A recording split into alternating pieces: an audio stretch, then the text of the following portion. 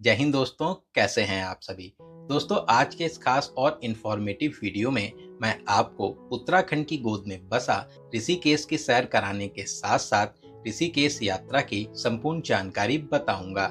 जैसे आप यहां तक कैसे पहुंचेंगे, रुकने के लिए होटल कहां पर लेना चाहिए, यहां पर घूमने का सही तरीका क्या है, ऋषिकेश में आप कहां कहां घूमेंगे, खाने पीने की कैसी व्यवस्था है, इस यात्रा में कितना बजट लग सकता है और वो सभी जानकारियां जो इस यात्रा को बहुत आसान बना सकें। तो ऋषिकेश टूर की A to Z complete information के लिए वीडियो को एक बार पूरा जरूर देखें। दोस्तों, ऋषिकेश उत्तराखंड की खूबसूरत वादियों में मां गंगा के किनारे बसा प्यारा सा टूरिस्ट प्लेस है, जिसे योगा कैपिटल ऑफ इंडिया के नाम से भी जाना जाता है।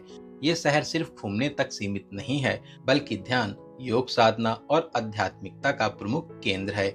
एक तरफ यहाँ पर बड़े बड़े मंदिर, आश्रम, योगा सेंटर, निर्मल और पवित्र गंगा घाट हैं, तो दूसरी तरफ river rafting, adventure activities, camping और नाइट लाइफ जैसी बहुत सी एक्टिविटीज करने को मिलती हैं।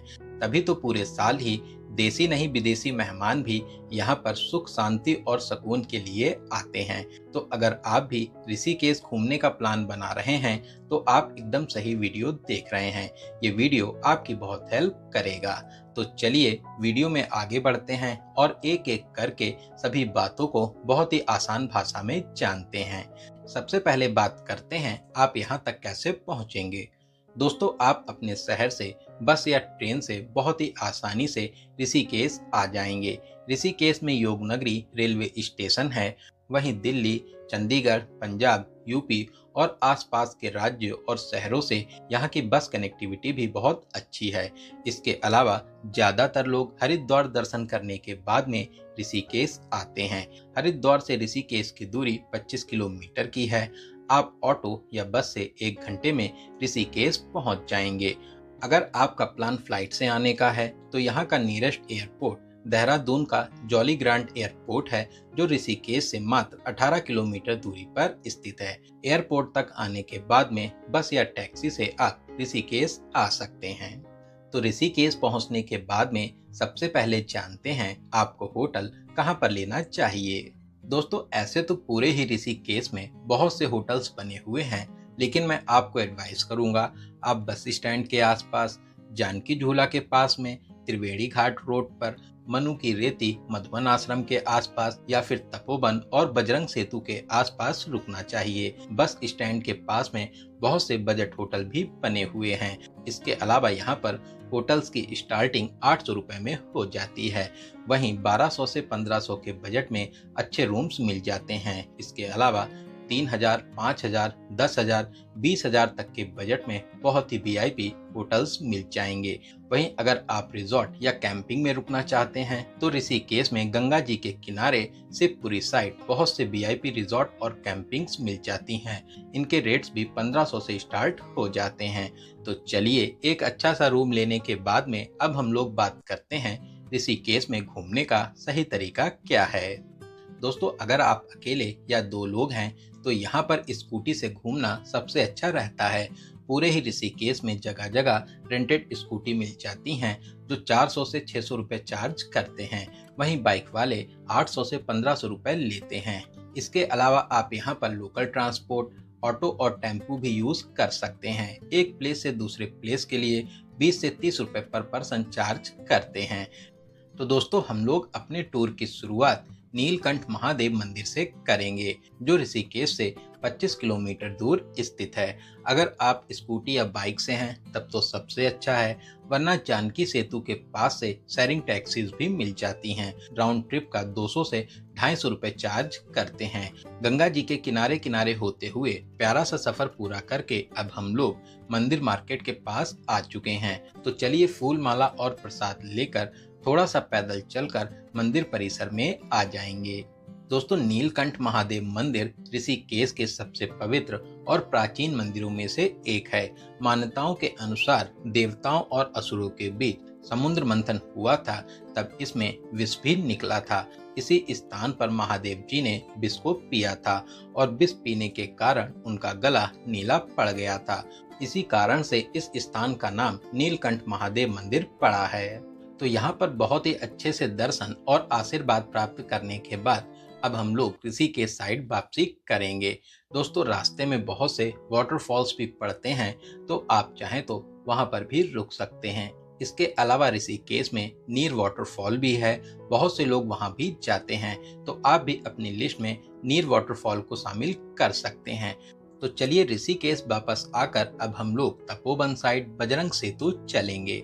आप मार्केट को पार करके 200 से 300 मीटर चलकर सेतु के पास आ जाएंगे। यहीं पर सच्चा अखिलेश्वर मंदिर भी है, जहां पर मंदिर के अंदर विशाल शिवलिंग स्थापित है। आप यहां पर भी दर्शन जरूर करें। यहां से मात्र 50 मीटर दूरी पर ही बजरंग सेतु है। दोस्तों बजरंग सेतु अभी हाल में ही बना है, जो 93 साल पुराने लक्ष्मण झूले के विकल्प के रूप में बनाया गया है। ये 57 मीटर लंबा ब्रिज केदारनाथ और हनुमान जी के गदे के रूप में विकसित किया गया है। साथ ही ये बजरंग सेतु भारत का पहला cable suspension glass floor bridge भी है। आप यहाँ पर ग्लास ब्रिज पर भी टहल सकते हैं। बहुत ही प्यारा प्लेस है। आप यहाँ पर आकर अपनी यादों के लिए प्यारी प्यारी फोटो शूट जरूर कराएं। बजरंग सेतु को पार करके अब हम लोग 13 मंजिला मंदिर के पास आ जाएंगे, जिसे त्र्यंबकेश्वर मंदिर के नाम से भी जाना जाता है। ये मंदिर अपनी अनोखी वास्तुकला से सभी को अपनी ओर आकर्षित करता है। मान्यताओं के अनुसार इस मंदिर की स्थापना 9वीं शताब्दी में आदि शंकराचार्य जी ने की थी। इस अलौकिक मंदिर की सभी मंजिलों पर अलग अलग देवी देवता विराजमान हैं और 13वीं मंजिल महादेव जी को समर्पित है। तो यहाँ पर दर्शन करने के बाद में बजरंग सेतु होते हुए अब हम लोग तपोवन घाट आ जाएंगे। दोस्तों यहाँ पर गंगा जी बहुत ही निर्मल धारा के साथ बहती हैं। आप यहाँ पर पत्थरों पर बैठकर बहुत ही शांत मन से ध्यान और योगा भी कर सकते हैं। यहाँ पर आपको बहुत ही शांति का अनुभव होगा। इसके अलावा शाम को यहाँ पर भव्य गंगा आरती का आयोजन भी होता है। आप सीढ़ियों पर बैठकर इस दिव्य वातावरण में जरूर शामिल होइए। आपको यहाँ पर अंतर्मन से बहुत ही शांति का अनुभव भी होगा। तो चलिए आरती में शामिल होने के बाद अब हम लोग यहाँ पर खाने पीने की बात करते हैं। दोस्तों ऋषिकेश में बहुत से फेमस रेस्टोरेंट और कैफेज मिल जाते हैं, जहां पर आपको बहुत ही स्वादिष्ट और वर्ल्ड क्लास फूड फैसिलिटीज मिलती हैं। इनमें से वीटल्स कैफे, तत् कैफे, डिवाइन कैफे और चोटी वाला रेस्टोरेंट बहुत ही ज्यादा फेमस हैं। इसके अलावा आप ऋषिकेश में स्ट्रीट फूड को भी जरूर ट्राई करें। स्ट्रीट फूड का भी स्वाद बहुत ही लाजवाब रहता है। तो खाना पीना और लक्ष्मण जी मंदिर में दर्शन करने के बाद में अब हम लोग रात में अपने होटल में आराम करेंगे और अगले दिन बाकी प्लेसेस को कवर करेंगे। दोस्तों ऋषिकेश पूरे ही भारत में अपने एडवेंचर एक्टिविटीज के लिए बहुत ही फेमस है। ज्यादातर एक्टिविटीज ऋषिकेश से 10 किलोमीटर दूर शिवपुरी साइड होती हैं। यहाँ पर आप bungee jumping, zip line, river rafting जैसी बहुत ही थ्रिल और एडवेंचरस एक्टिविटीज कर पाएंगे। ऐसे तो ज्यादातर लोग यहाँ पर रिवर राफ्टिंग जरूर करते हैं। पूरे ही ऋषिकेश में जगह जगह एडवेंचर एक्टिविटीज ऑफिस हैं, कहीं से भी आप इसकी बुकिंग करा सकते हैं। रिवर राफ्टिंग के रेट्स डिस्टेंस के ऊपर डिपेंड रहते हैं। 16 किलोमीटर के लिए 800 से 1000 रुपए, 5 से 6 किलोमीटर के लिए 400 से 500 रुपए और अगर आप ग्रुप में हैं तो इनके रेट 300 से 400 भी हो जाते हैं। इसके अलावा ड्रोन शूट रिकॉर्डिंग और गोप्रो रिकॉर्डिंग के 500 से 1000 रुपए अलग से चार्ज करते हैं, लेकिन आप यहाँ पर बार्गेनिंग जरूर करें। तो चलिए बहुत ही अच्छे से राफ्टिंग में मस्ती करने के बाद अब हम लोग यहाँ के फेमस त्रिवेणी घाट चलेंगे, जो जानकी झूला से 2 किलोमीटर दूर है। दोस्तों त्रिवेणी घाट ऋषिकेश के सबसे प्रमुख घाटों में से एक है, जो काफी बड़ा और पक्का घाट बना हुआ है। भक्त यहाँ पर गंगा जी के पवित्र जल में स्नान कर पापों से मुक्त होते हैं। इसके अलावा शाम को यहाँ पर भी भव्य आरती का आयोजन होता है। हजारों की संख्या में भक्त आरती में शामिल होकर यहाँ के दिव्य और अलौकिक वातावरण के साक्षी बनते हैं। तो त्रिवेणी घाट पर स्नान और दान आदि करने के बाद में अब हम लोग राम झूला चलेंगे। आप मार्केट को पार कर 100 से 200 मीटर चल के झूले के पास आ जाएंगे। दोस्तों राम झूला ऋषिकेश का सबसे प्रसिद्ध सस्पेंशन पुल है, जो 750 मीटर लंबा है। जब आप झूले पर चलते हैं या खड़े होते हैं तब काफी हिलने का एहसास भी होता है। इसी कारण से इसे झूला कहा जाता है। आप राम झूला को पार करके परमार्थ निकेतन साइड आ जाएंगे। यहाँ पर भी बड़ी सी मार्केट देखने को मिलती है। आप चाहें तो यहाँ से खरीदारी भी कर सकते हैं। फिर आप थोड़ा सा चलने के बाद गीता भवन पर आ जाएंगे। दोस्तों, गीता भवन यहाँ का बहुत ही बड़ा धार्मिक, आध्यात्मिक और सत्संग का प्रमुख केंद्र है। आप यहाँ की दीवारों पर रामायण और महाभारत के श्लोक और दृश्यों को बाखूबी देख सकते हैं। यहाँ का हरा भरा परिसर आपको अलग ही शांति देता है। साथ ही यहाँ पर भक्तों के रुकने के लिए बहुत ही अच्छी सुविधा मिलती है। अगर आप योग साधना और ध्यान आदि करते हैं तो आप यहाँ पर फ्री में भी रुक सकते हैं। गीता भवन से कुछ ही दूरी पर परमार्थ निकेतन आश्रम भी बना हुआ है। दोस्तों, परमार्थ निकेतन आश्रम गंगा जी के तट पर स्थित ऋषिकेश का सबसे बड़ा और प्रसिद्ध आश्रम है। इसकी स्थापना 1942 में महान संत स्वामी सुखदेव आनंद सरस्वती जी द्वारा की गई थी और वर्तमान में स्वामी चिदानंद सरस्वती जी इसके प्रमुख हैं। ये आश्रम भी काफी भव्य बना हुआ है। साथ ही यहाँ पर योग साधना, ध्यान, शारीरिक, मानसिक और आध्यात्मिक शांति के लिए देशी नहीं विदेशी मेहमान भी आते हैं। तो आप चाहें तो यहाँ पर योगा क्लासेस में भी शामिल हो सकते हैं। इसके अलावा आश्रम के सामने ही गंगा घाट है। यहाँ के प्रवेश द्वार पर महाभारत का दृश्य और गंगा जी के बीच में ध्यान की मुद्रा में भगवान शिव की प्रतिमा यहाँ की भव्यता को और भी बढ़ाती है। प्रवेश द्वार के पास में ही हनुमान जी की विशाल प्रतिमा है और हनुमान जी के सीने में माता सीता और राम जी का दृश्य सच में बहुत ही मनमोहक लगता है। दोस्तों, परमार्थ निकेतन पर शाम को भव्य गंगा आरती का आयोजन भी होता है।